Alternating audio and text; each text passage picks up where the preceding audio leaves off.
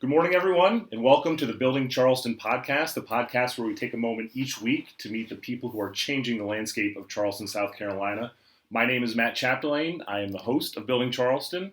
I'm also the broker in charge at Lane Commercial Real Estate, the premier commercial real estate firm here in the Low Country.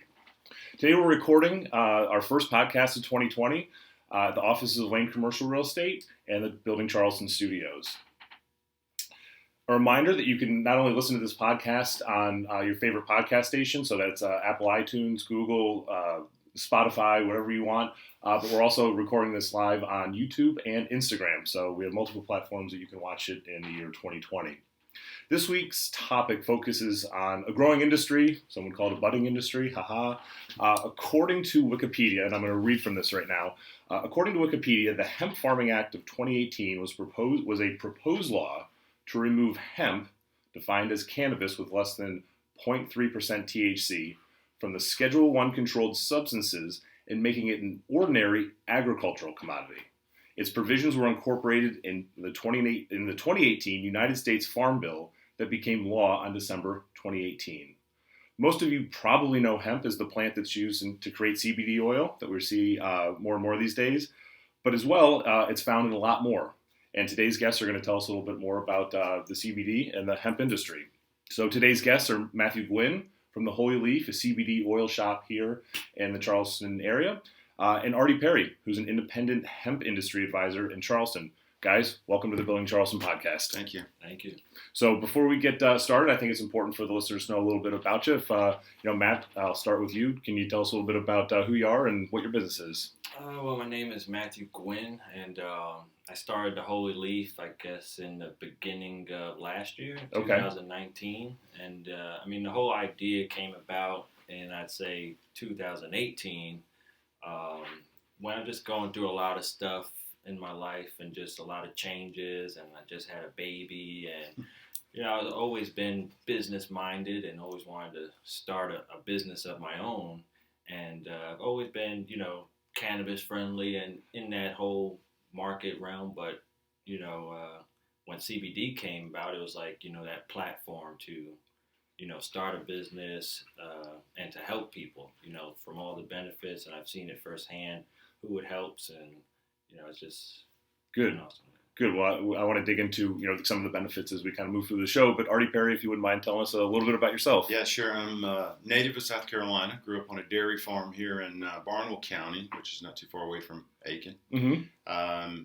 Worked for several different political leaders here in South Carolina, a governor, a senator, and later went into the automotive industry for about 25 years doing executive management work for many companies there, helping with BMW, Mercedes, Volvo, that kind of orientation, and got into the hemp industry from a consulting perspective back in 2018 when I certainly started to realize that the supply chain management was being broken, and that was where we needed to fix it. Okay, very good. So let's dive into a little bit of what the hemp industry is here, and I think it's probably good to start basic. So Matthew, I'm going to direct this question at you. What's the difference between THC and you mentioned cannabis versus hemp and CBD products? Well, the biggest difference is that THC has a psychoactive effect, which is, or some people will call it the high, so to speak. And CBD is all the same benefits that THC has, but remove the high, remove the euphoric effects, and you have CBD. So give me an example of somebody who might be taking CBD. Would want to consider take CBD. Example, who would consider? Yes. Anybody who's dealing with, I would say, like critical pain, depression, anxiety. There's a number of things, sleep deprivation. That's where it starts. Okay. Are there different oils or different compounds or combinations that one would take for one ailment versus the other? Yeah. Something like, say, arthritis, you would probably want to go with the topical. You can apply that right onto the trouble area. Something for chronic pain, I would use a tincture because you're going to get a longer lasting use out of the tincture and more use out of for your money, I guess. And, okay.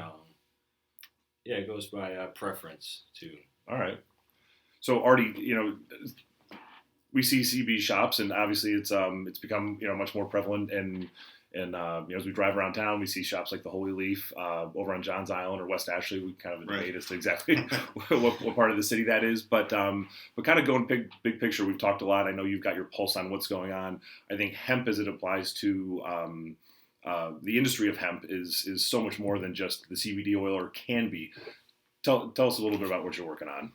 Yeah, so hemp as a word is something we've all kind of selected as a focus area for when we're talking about the CBD section of the business so far.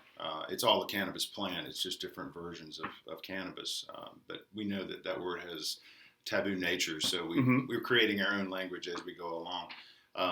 The education process throughout the United States is very absent in this space, because even though the government has authorized certain things to happen, not everyone is read up on all those items and how they interact with themselves. And I think what's going on more so than ever right now is the curiosity from the public, because we all know we have things that we need to change in our life. We're all looking for a longevity issue, and there's a lot of great suggestions that suppose that the cannabis plant has many different functions. Okay. Well, and you talk about the public being, interested in this and kind of trying to educate themselves. Right. States are doing the same thing. I know you advise multiple states and kind of their, the rollout or what the opportunities are. What are the states thinking on kind of a state by state basis? The states are very conflicted, predominantly because of where cannabis has been in the past, and it has been the responsibility of law enforcement to protect the public. It's just a fact that the U.S. government has no history whatsoever in removing any substance from a Schedule I list. So we're all in brand new grounds. It doesn't matter which branch of the government you're talking about, or on a private sector. There is no expertise. Yeah. There are people that are becoming expert at certain functionalities, but the fact is there's holes everywhere throughout the whole system. The jobs that the individual state legislatures have been given is to place in the hands of an entity, in most cases this is the Department of Agriculture in those states, to develop an industry. It's also unusual that the Department of Agriculture in many states would be responsible to develop an entire industry from zero, because we don't do that often. Sure. Well, give me some examples of what call it the hemp plant can be used for, in addition to CBD, because I've been working with the Holi Leaf guys for a while, and obviously have a great business. It's really fascinating to me. But when you and I talked, all of the echo boom of what can be done with this biomass. What else besides CBD oil can hemp be used for? Yeah, depending upon what research you look at, there's been documentations that says it has 20,000 different uses. I've seen 25,000 different. I've seen 50,000 different uses. Yeah. The point is that's exactly what's generating from this. We have a new population, a new technology that we didn't have 60 years ago. And so we're focused in areas that we didn't think of 60 years ago. It's not taking a point at them, but the action item is that this generation right now is thinking of ways far beyond using the fiber as rope and using the material as cloth or the CBD as oil or lubricant. There's just so many different ways to look at it. Okay, because the hemp fiber or the biomass can be used in consumer packaged goods. It can be used in cars, correct? It's very strong. Yeah, it's very strong. And is there an environmental aspect to it? It's suggested that it is because it has an absorption rate as a fiber, and so there's a lot of speculation that it could work maybe in super sites. I mean, there's a lot of cleanup around this world because we haven't really taken very good care of our world the way we should. So I'm hoping that maybe there'll be more development on this. Okay. So Matt, I'm going to bring it back to you a little bit now. The CBD oil business, how, obviously 2 years ago, 3 years ago, there were few, if any, shops, right? The farm bill that I referenced before kind of changed all that. How big is just the CBD oil business in your estimation? I mean, it's huge and it's still growing. And it's projected to be like a $20 billion business by 2022. Wow.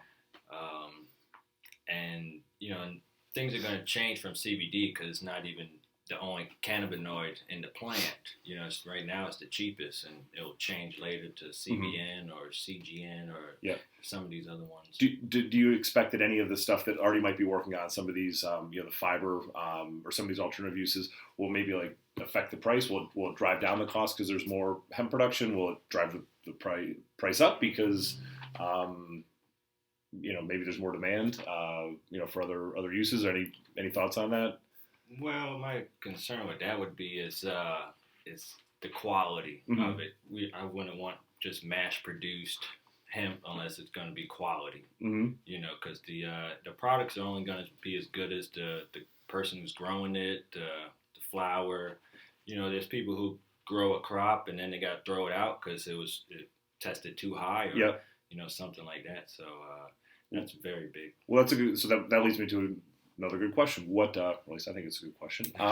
What's the difference between different CBD shops? So what makes the Holi Leaf special? And if I was going to someplace else, what should I be looking for? Is it? I think the biggest thing that probably separates us would be our products. I've searched and been to a lot of different shops, and there's some nice ones, and then there's a lot that just seem like they're trying to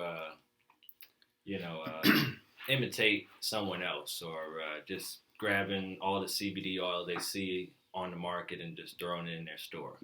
But there's a lot of backlash coming from some of these people where like they're saying there's terpene infused, and it's not terpenes from cannabis. It's just they're just saying it and putting it on a bottle. And I think that's the biggest thing that separates us, is that all our products are third-party lab tested. We've tried them ourselves. We have your favorite UFC athletes using our stuff. We have the best hemp flower, I would say, in the world. And I don't want to say who it is yet until people come to the shop and see it. So go to the Holi Leaf. Go see Matt. Go see your partner Norwood. Go check it out. Yeah. Okay. So this is a question to both of you, and feel free to kind of field it as you want. What's the future of hemp look like in Charleston? And I'll ask it maybe a separate way to make it a little bit easier to answer. What are the opportunities to make money in hemp if you wanted to kind of get into the industry? That list would be enormously long. Okay. I think it's fair to say that we're all caught up in being mesmerized by this process. We're less than a year and a half into this, and you can see the energy that's behind it. There was a Harvard Business Review study that was done that talked about the three segments of where major indices are developed, whether it was the railroad or energy or .com or what happened. And there's a lot of speculation that the hemp industry is that next big boom, and we're starting to feel it now.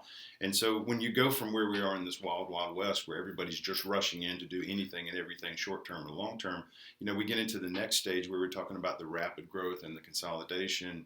And then the third level would be the merger and acquisition. And then finally, what we expect is going to happen, the conglomerates are going to come in. The big pharmaceutical companies, they're going to take over some pieces of this because obviously if it's going to solve health issues, that's what they want to do. On the other side, it could be industrials. It could be whether it's, protecting land. It could be to, they built rope and ships and things out of this that who knows where this is going to go. So, on a local scale for South Carolina, I think that what we're seeing now with the CBD shops is probably the best place to start. And as he mentioned earlier, quality is a real key because there are very few quality control parameters, not like we have in automotive or aerospace or in the marine industry where we trust. We all just recently there's a new airbag issue on the market that we have to be aware of.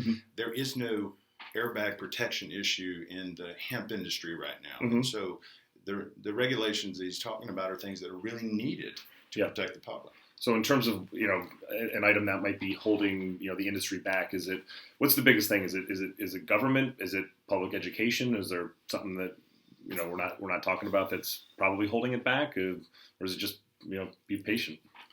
I personally think it's all of the above. Okay. I think that the lack of education is what's generated a poor level of understanding between a mass market. There are people that study it because they have the time to do it, and they know a lot more than the general public. But to take it to the next level, there's got to be a higher level of education across the board. Okay. So when it comes to education, I think that's probably a nice nice segue into, this is a 25 minute show. We can only get so deep on a lot of things. Right. If I'm a listener to this podcast and I said, Matt, I want to get in and I want to learn more about the Holi Leaf. I want to learn more about CBD. Tell the listeners about, your store, what your hours are, just in case somebody wanted to come in and say, hey, listen, drop some science on me and, tell me which CBD oil might be important for me. Definitely. Well, we're located on the address is 3750 Savannah Highway. That's on the corner of Bees Ferry Road and Savannah Highway. And some of the products, one of the best ones I would suggest is the full spectrum. That's where you get the whole entourage effect of the oil, where you get, it does have 3% THC, but their studies show that CBD works better, with the whole entourage. Yeah, it's the combination of THC. So that would be one thing I'd recommend. There is one local company that is pretty good. It's called Apis Mercantile, where they infuse their oil with bee honey. Excuse me. Okay. So like the bees pollinate, used to make the honey. I'm sorry. They make the honey from pollinating, using the pollination from the hemp plants. Very cool. And yeah, so it's a pretty cool process, and that's one of our things that we look forward to, seeing how our customers like it. There's another product that's actually FDA approved, where you can add it to baking mixes and stuff like that. So that's I'm looking forward to see how people react to that. Yeah. And Artie, if I'm someone listening to this podcast and I'm thinking, boy, that Artie guy knows, you can probably fill in a lot of the holes for me. How would somebody, reach out to you? The best way to reach me would be through email. Okay. Which is Artie, ARTIE Perry, PERRY at aperryco, like Charlie Oscar, .com. Okay. And, to the listeners out there, I will always keep, I put people's contact information in the show notes. So sure. If anyone's listening to this, maybe you're driving, you don't have, access to a pen and paper, I'll put it all in the show notes. So when you get to wherever you're going, you'll be able to get these guys' contact information and reach out to them individually. So maybe a fun question here to kind of pivot off hemp a little bit. What do you guys do for fun in Charleston? I like to eat. Okay. Yeah, I like to eat. Like Red's Ice House, Hall's Chop House is good. Pearl's Oyster Bar. Okay. Some of my favorite places. All right. I'm a water guy, so I like to be on the boat. I like to be on the beach. It's great around here. We get great weather. Can you believe what weather we're having this week? Yeah, it was a nice chilly 62 earlier. But somehow we survived. That's right. Somehow we survived. Well, this has been great, guys. This is the point of this podcast where we probably start winding it down a little bit. One question I like to ask of everybody. You come on the show because you're having a large impact on what's happening in Charleston. So just got to ask the question. Matt, Artie, ask you individually. What's your vision for Charleston as we move forward here? I would like to see the CBD industry grow and the hemp and eventually legalization of marijuana here in South Carolina and hopefully across the country. I think it just makes the most sense at the end of the day. Okay. And, very cool. Artie, what's your vision for Charleston? Yeah, Charleston's got a deep history as itself. It goes back far beyond our ability to control all of the different elements of what we fostered into history for the United States. And I think that we have a chance to be a leadership again. There's a fact that in 1802, it was South Carolina that went to Eli Lilly and basically said, hey, we want to, Whitney, and said we want to have an option to use your prototype for building a cotton gin. And that was a major mark for South Carolina to jump out. There was a lot of things about the industry that needed to change. They wanted to get the jump start on neighboring states. And as we know it, South Carolina was a leader in cotton. Mm-hmm. So, I'm looking as a native of South Carolina for it to really step up and take a position in this and not really wait and see, but really just to make a decision. We're a big impact to the rest of the world, and we have a great port system. We have great leadership here, and it's really just time to activate it. Okay. I agree. Very good. I like that. Well, guys, thank you for coming on. This show would not be possible without our sponsors. Our sponsor continues in 2020 to be Popcorn. We're really excited about it. So we got 2 bags here in the background. These one is for each of you guys. As I said, prior shows and even prior to being here, I I'm not just, they don't just sponsor us. They fuel my, oh, what's this? Sweet. Holi Leaf shirt, some swag. Sweet. Well, we got some cross swag going on here. So for those listening at home, Matt was just presented with a Holi Leaf t-shirt. Thanks, man. This is cool. This is good. We'll have to wear it on the next episode. If it doesn't, you know what, it might not fit because I've been eating a little bit over the holidays. So if it doesn't, it's just more motivation for me. Thanks, man. But yeah, this popcorn. Again, you're gonna go home with it. It's at probably 10 different locations downtown right now. Also going to put that in the show notes. Carm did a fantastic job of getting me all the locations that you can buy this. I don't have it in front of me right now, and I'm not going to try and butcher it off memory. So for those listening out there and you want a really good snack, get some popcorn. So at this point, I like to offer my pro tip. This 2020 is the first pro tip of 2020 is get off to a good start. I think for most of us, 2019 was a pretty awesome year. And, we roll right into 2020 with all the wind at our back. It's, a tough day down here in Charleston is 62 and, partly cloudy, right? We've got great weather, but we've got good business, opportunities all around us. So if you're listening to this, you've got a small business or you've got your own, enterprises, my take, get out there, go get it, get off to a good start. So that's the pro tip for 2020. To the listeners out there, if you are listening to this, just remember, we record just about every week, so tune in, like, and subscribe to the podcast. If you know someone who you think would be good on the show, definitely have them reach out to me because I'd love to hear the story, see what they're doing, and probably possibly get them on the podcast. With that, one last time, thank you very much to Artie. Thank you very much to Matt. Thank you. Go out there, everyone, and make it a great day. All right.